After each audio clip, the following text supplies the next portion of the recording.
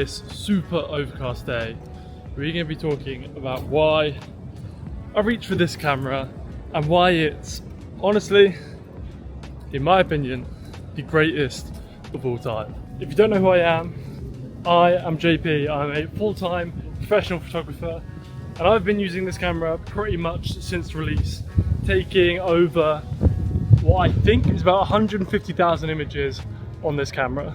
And so I'd like to think that I've got a reasonably good understanding of what makes this thing click.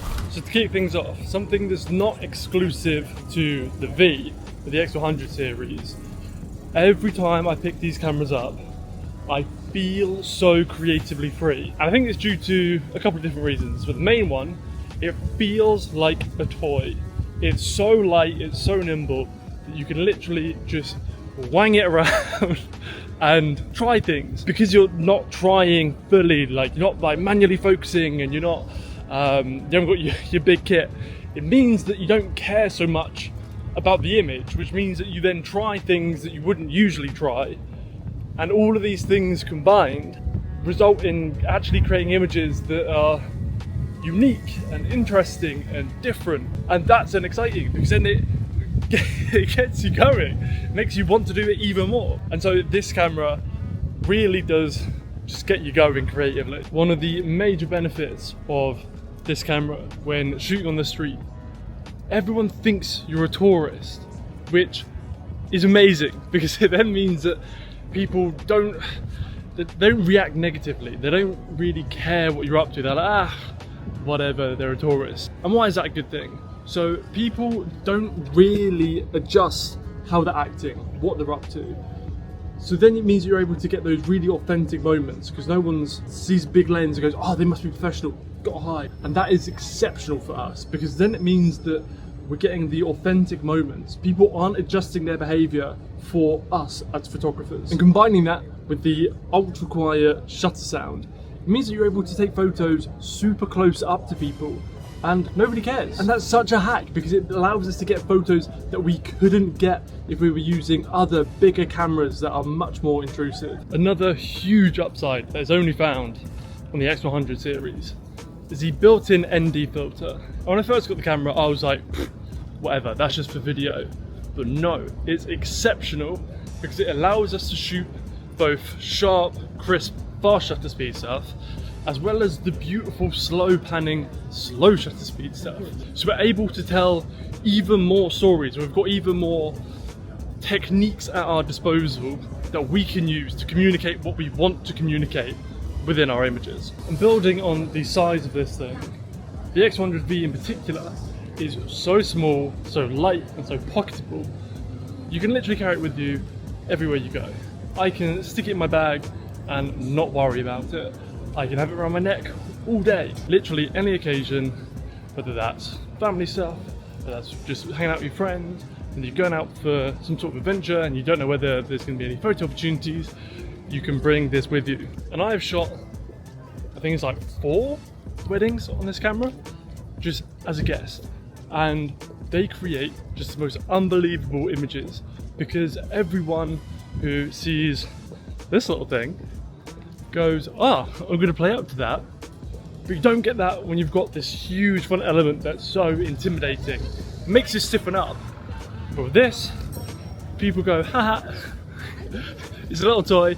And then it means you get the actual genuine, authentic reactions of your friends, of your family. You're actually able to capture their personality in a single image. And you can't do that with other cameras. Unless, of course, you're getting them in their super candid moments or they're in a super extroverted mood. But this brings out the personality in everyone. And you're probably thinking to yourself, but JP, why would you prefer the X100V compared to the X100VI?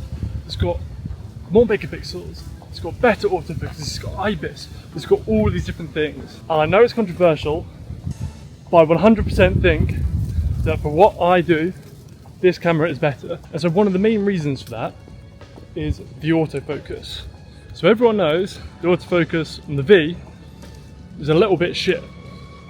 But the good thing about it is it is incredibly consistent. Whereas with the 6, yes, it was better and the tracking was fantastic and whatever. but it was inconsistent. And so with the V, I'm able to get pretty much the shot that I'm expecting every single time.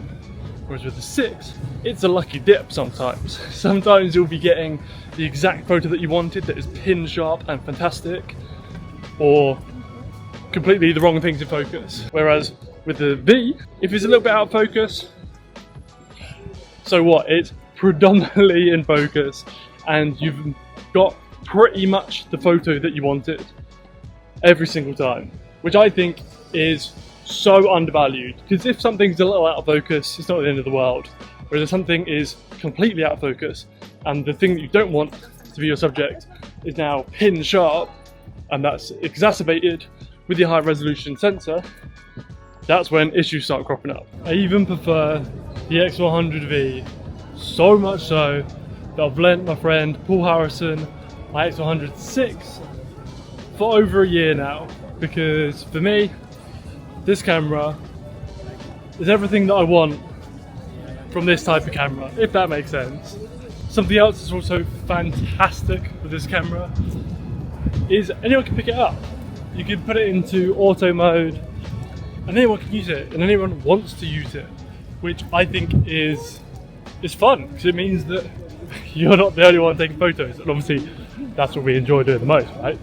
But it's also kind of nice when people see a moment that they want to capture and they feel confident and comfortable picking up your X100, pointing it in roughly the right direction and having a go. Ain't nobody doing that with your Canon 1DX with 7200 f2.8 L mount, L series, whatever. And so that I think is so underrated. And it's nice to sometimes get photos of yourself every now and then. I truly believe that this is a dream camera. It's consistent, it's great, but also its limitations are exactly as you imagine, which allows you to, once you're used to it, take photos that other cameras just don't let you take. And so for that reason, I think that this thing is a real hero. It's still the greatest of all time. And if you disagree, leave a comment down below, because I want to know your thoughts. I want to know why I've got a bad take, so I can either update my opinion and have a better opinion, or we can have an argument on the internet. So let me know. And until then, see you in the street.